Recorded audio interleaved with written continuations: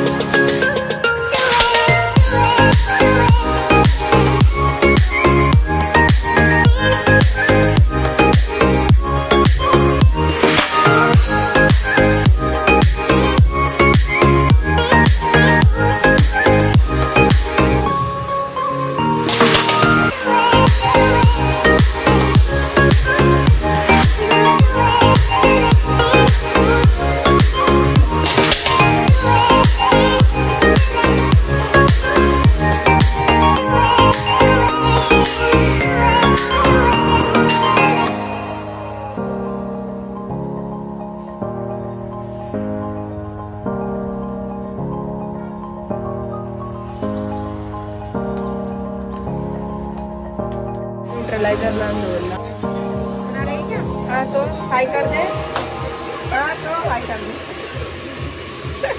Sofia तो वहाँ पर बैठी है